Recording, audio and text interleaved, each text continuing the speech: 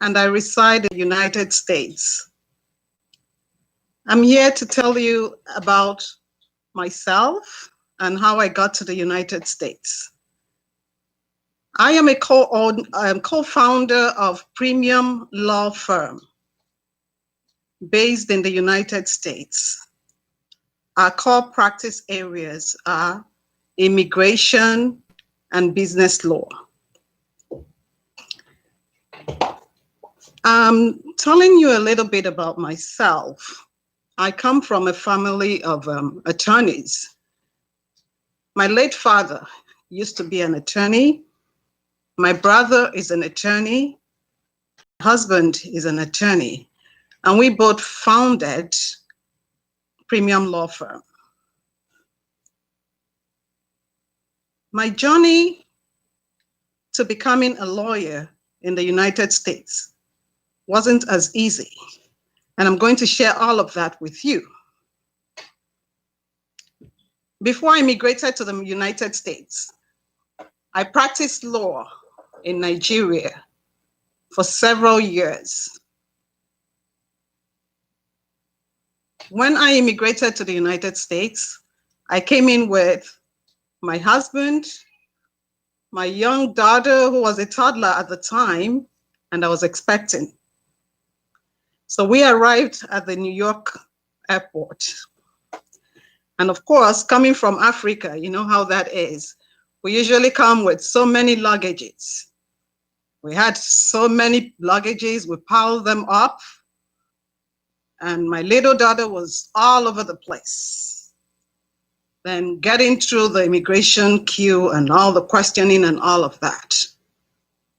When I got there, I was like, okay, here we are. Welcome to America. And I expected, like we'll have that in Africa where, people will welcome you, seeing you, expecting, with all the luggage, with the kid, and offer to help you. I was disappointed. I didn't see any of that. I looked at my husband, he looked at me, and we said, welcome to America. The journey has begun, truly, and it really began. So I didn't know what to contend with, whether it was the cold. It was bitter cold. I've never seen snow, and I've never felt it that cold. I didn't know if it was the language. I just didn't know what I was expecting.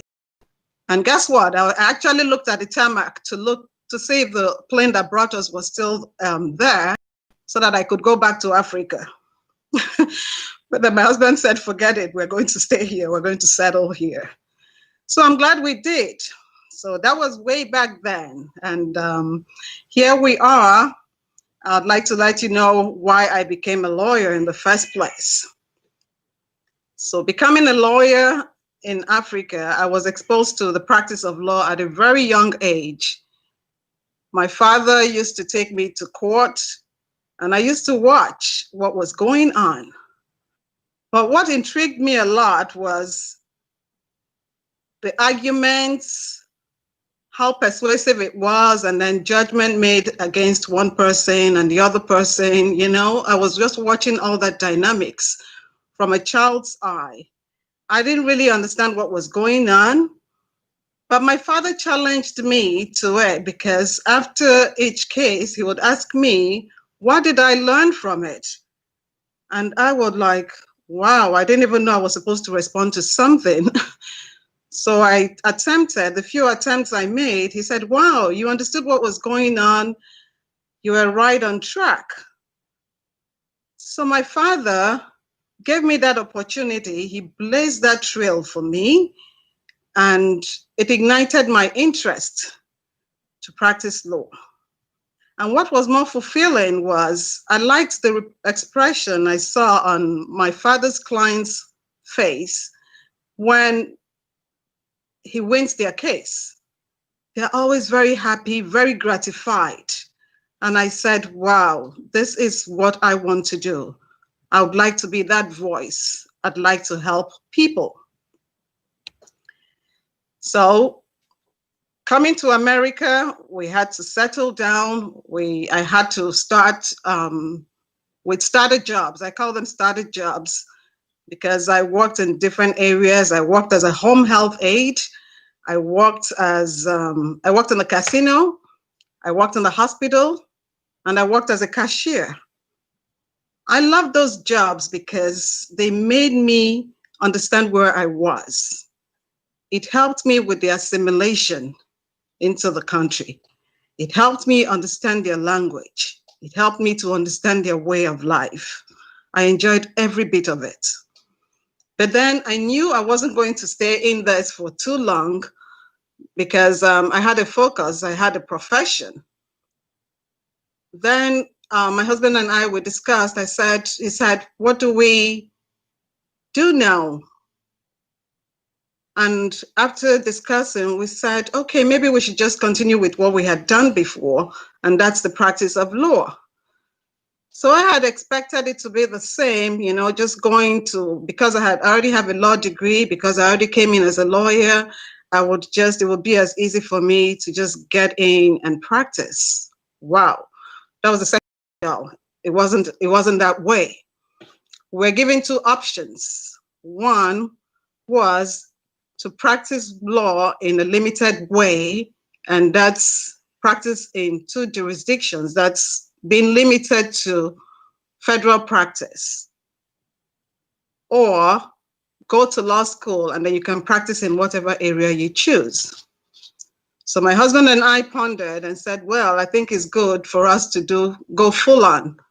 So we decided to go back to law school. Wow, go back to law school. After how many years of practicing as a lawyer? That wasn't an easy decision. So my husband asked, how on earth? We asked, how on earth are we going to do that? We had young children at the time. We had to work, we had to pay our bills. And of course, we had to attend law school, and not just attending law school, we had to succeed in law school. So it wasn't an easy decision. My husband and I said, okay. We both had admission at the same time. So I told my husband, why don't you go ahead? I'll take care of the kids. And then when you're done, I can now go back to law school. So I applied for a deferment and said I would do mine a year later. But my husband encouraged me and said, no, let's go and do it together. Let's suffer this time. Let's suffer this once and for all, so that we both can support each other. I said, what about the children? He said, well, we'll find a way to manage them.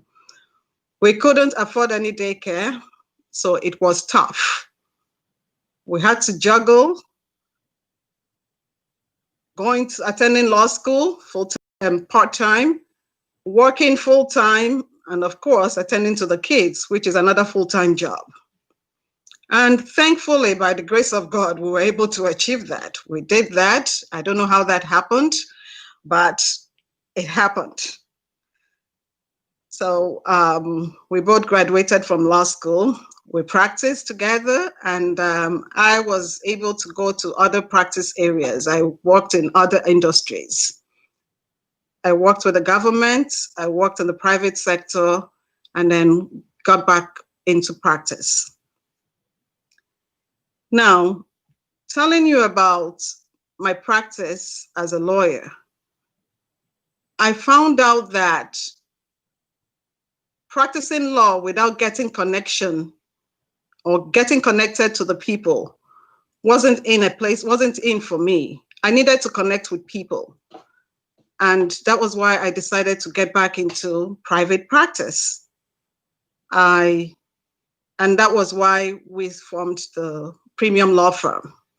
So with Premium Law Firm, where we practice immigration, I'm in touch with my clients. I'm able to hear their stories. We're able to talk about Africa. We're able to talk about things in common and practical things that can help each other. There's some of my clients who had thought that, oh no, I'm an immigrant and I can't go to school.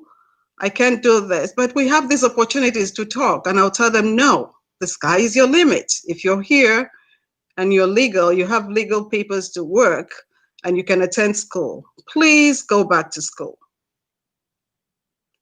So some of them have come back to thank and said, thank God I ran into you because you encouraged me, you inspired me. And that is why my husband and I have decided to give back to the community, to connect with the community. One of the things I heard from my clients each time they came was, oh, we don't have access to our lawyer. After the first consultation, it's always the paralegal, it's the legal assistants. We don't get to talk to our lawyer anymore. I don't even know what is going on with my case. So we have made that point that we would want to connect with the community, and that is what we're doing with this forum.